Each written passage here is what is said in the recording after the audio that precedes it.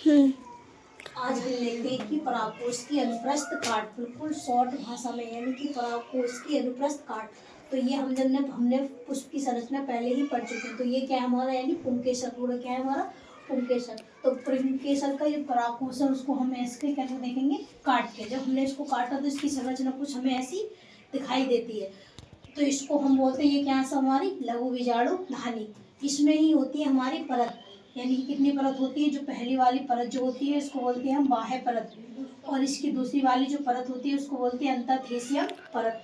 इसके और बाद होती है, वो होती है हमारी मध्य परत। मध्य परत जो होती है लगभग होती है हमारी 2-3।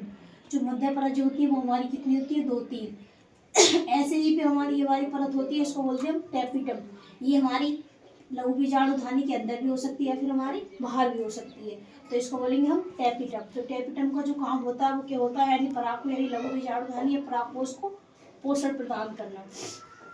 ये दोनों खांचे जो होती हैं, इन दोनों खांचों को क्या बोलते हैं हम, स्फुटन। यानी यहीं से हमारा परागकोश फटता है और यहीं से हमारे परागकण बाहर निकलते हैं। अब हम इसे देखेंगे, ये क्या है हमारा, यानी संयोजक। संयोजक यानी कि ये जो हमारा डंठल जो यहाँ जुड़ा है उस जगह को ही हम क्या बोलेंगे, संयोजक। अब ये हुआ, अब हम इसमें जो भरा हुआ है, यानी कि ये सारी परत सारी तरफ है, सिर्फ हमने एक को देखा है अभी। यानी कि ये जो परत है वो सब में हमारा ऐसे ही सारी लघु बीजाणु धानी पर ऐसा ही होगा। तो अब इसमें क्या भरा है, हमारे सभी लघु बीजाणु धानियों में भरा हुआ है हमारा बीजाणुजन उत्तक।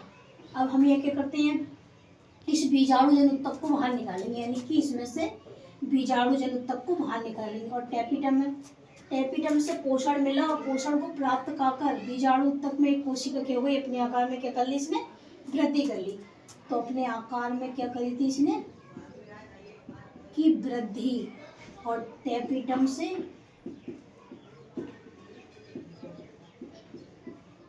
पोषण प्राप्त करके अपने आकार में क्या कर ली, वृद्धि।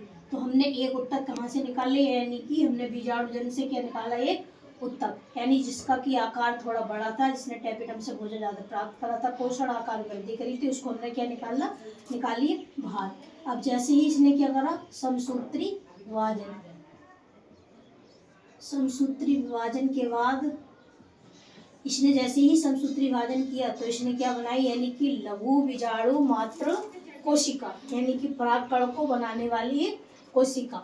तो इसने बना दी, यानी कि लघु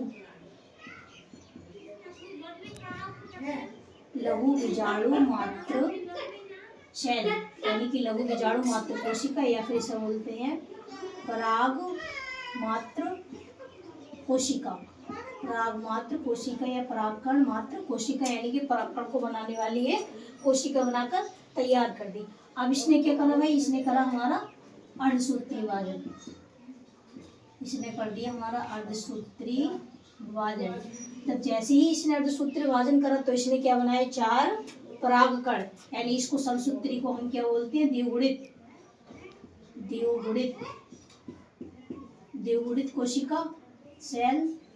और हम इसको क्या बोलेंगे, आगुणित, यानी कि आगुणित कोशिका, यानी कि 2n ये हो गई और हमारी n ये हो गई।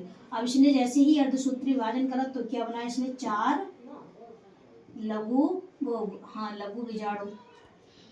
बीजाणु जन। इसने क्या बना दिए, 4 लघु बीजाणु जन। इसने बना दिए हमारे 4 लघु बीजाणु, यानी कि ऐसे इसने बनाए 4 हमारे लघु बीजाणु। एक इसके पीछे है वो हमारे लिए दिखाई नहीं दे रहा। तो 4 लघु बीजाणु कैसे हुए, चतुष्क, यानी कि चतुष्क, ये हुआ हमारे चतुष्क। अब इन्होंने और विभाजन करा तो क्या बना दिए, 4 हमारे पराग कण। तो 4 क्या बनाए इसने, पराग कण। तो 4 परागकण बनाकर हमारे तैयार। तो यहाँ की जो डेफिनेशन ये इतना क्या हो जाएगा, हमारा लघु बीजाणु जनन। यहाँ की जो हेडिंग होगी हमारी क्या होगी, लघु बीजाणु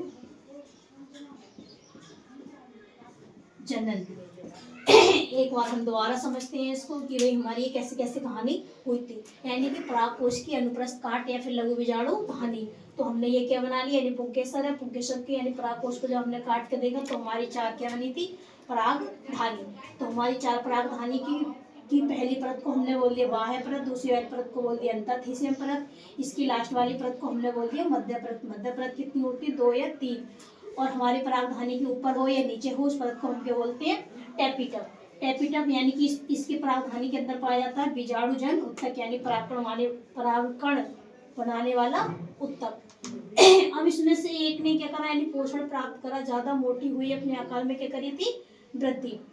जैसे ही अपने आकार में वृद्धि करी थी तब हमारी इसमें से जिसने अपने आकार में वृद्धि करी थी इसको हम निकाल के बाहर लेके आए। तब इसने क्या करा भाई, समसूत्री विभाजन, यानी कि द्विगुणित कोशिका है तो ये क्या करेगी, हमारी समसूत्री विभाजन करेगी। जैसे ही समसूत्री विभाजन करेगी तब हमारा क्या बनके तैयार होगा, यानी कि लघु बीजाणु मात्र कोशिका बनकर हमारी क्या होगी, तैयार। और लघु बीजाणु मात्र कोशिका को तो हम परागकोश या परागकण मात्र कोशिका या पराग मात्र कोशिका भी बोल सकते हैं। अब जैसे ही लघु बीजाणु मात्र कोशिका ने क्या करा, आधसूत्र विभाजन करा तो हमारी आगुणित 4 क्या बनाए, लघु बीजाणु, 4 लघु बीजाणु चतुष्क बनाकर क्या कर दिए, तैयार। जब इनने और विभाजन करा तो हमारे क्या बने थे, 4 परागकण बनके तैयार है।